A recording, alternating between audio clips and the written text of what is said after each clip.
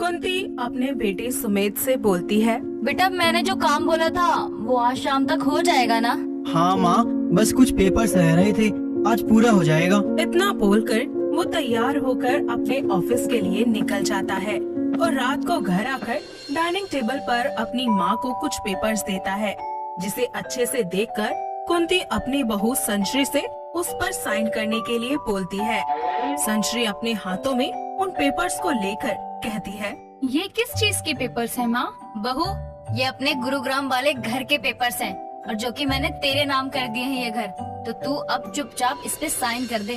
पर मैं सुमित, पहले ही आपने मुझे इतना सब कुछ दे रखा है, इसकी क्या जरूरत थी? तुम इस घर का हिस्सा हो, अब सब एक परिवार हैं। अगर माँ तुम्हें अपनी बेटी मानती है और वो अपनी मर्जी से तुम्हें कुछ देना चाहती है तो इसमें हर्ज ही क्या है। संश्री उन प्रॉपर्टी के पेपर्स पर साइन कर देती है। ऐसे ही वक्त बीतता जाता है और एक दिन संश्री हिचकिचाते हुए सुमित से बोलती है, सुमित, मुझे कुछ 2 लाख रुपए चाहिए थे। वो मेरे भाई को इन पैसों की नीड है, वो तुम्हें कुछ ही दिन में वापस दे देगा। मैं आज शाम तक दे दूंगा, ओके? इतना बोलकर वो ऑफिस चला जाता है, जहां वो एक कंपनी से बहुत बड़ी डील करता है और बिना पूरी जानकारी लिए वो उस कंपनी में अपना सारा पैसा लगाने को तैयार हो जाता है। ये बात वो अपने घर में सबको बताता है, जिस पर उसकी माँ उससे बोलती है, मुझे ना अपने बेटे पर पूरा भरोसा है, पर बेटा जो भी करना सोच समझ कर करना। हाँ माँ, मैं जो कर रहा हूँ सब सोच समझ कर ही कर रहा हूँ। इतना बोलकर वो अपने ऑफिस चला जाता है, जिसके बाद वो अपना पूरा फोकस बस उसी प्रोजेक्ट के पीछे लगा देता है। कुछ ही दिनों के बाद उसको अपने एक दोस्त से पता चलता है कि उसने जिस कंपनी के साथ डील की थी वो पूरी तरह से फ्रॉड थी। ये जानते ही सुमित टेंशन में आ जाता है, पर अपने घर में किसी को भी कुछ नहीं बताता और अकेले ही सब कुछ हैंडल करता है। ऐसे ही 1 महीना बीत जाता है और अपनी कंपनी को फिर से उठाने के लिए वो बैंक से 2 करोड़ का लोन लेता है, पर उससे भी कुछ काम नहीं बनता और देखते ही देखते 3 महीने बीत जाते हैं।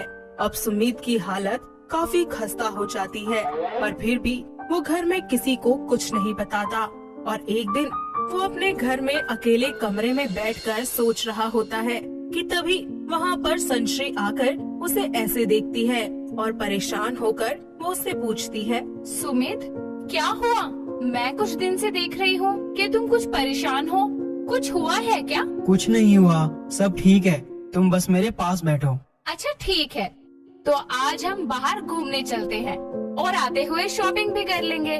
बहुत दिन हो गए हैं हम एक साथ कहीं बाहर नहीं जाते और आज तुम भी हो तो चलो चलते हैं। हाँ चलो ना, चलते हैं। संश्री तैयार होने के लिए चली जाती है। उसके जाते ही सुमित अपने दोस्त से फोन करके कुछ पैसे उधार मांग लेता है, जिसके बाद वो संश्री को बाहर ले जाता है और घर आते ही अपना फोन उसको चार्ज पर लगाने के लिए बोल देता है। साथ ही खुद फ्रेश होने के लिए चला जाता है।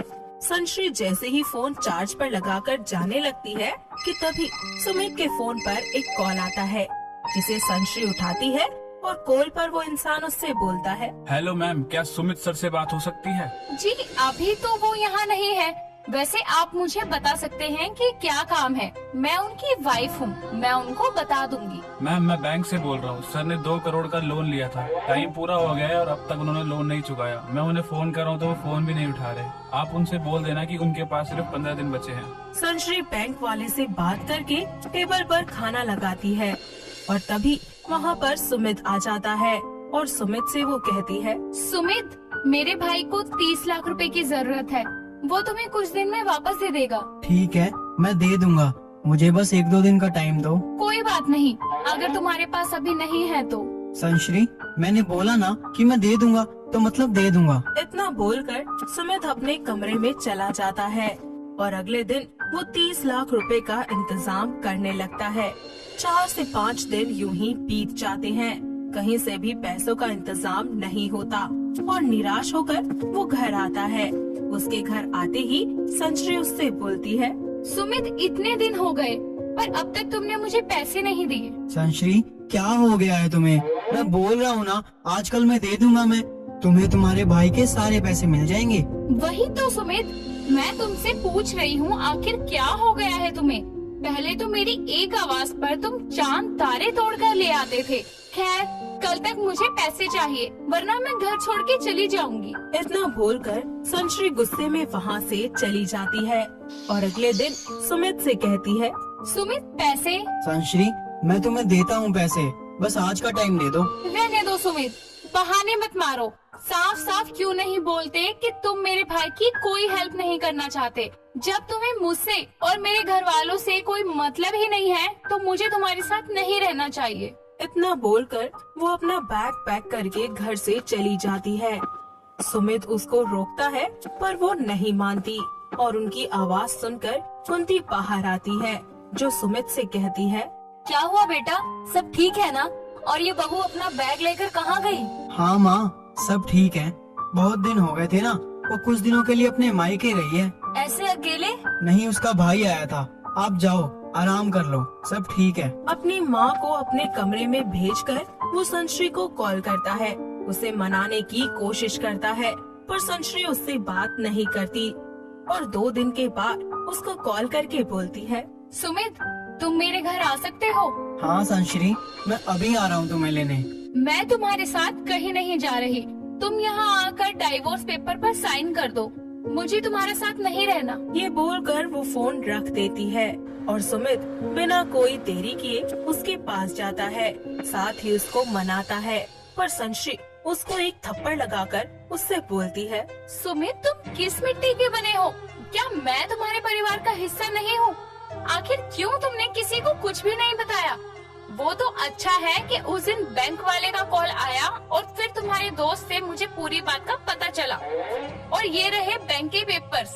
मेरे नाम जितनी भी प्रॉपर्टी थी मैंने वो सारी बेच दी है। मैंने बैंक वालों का लोन भी चुका दिया है।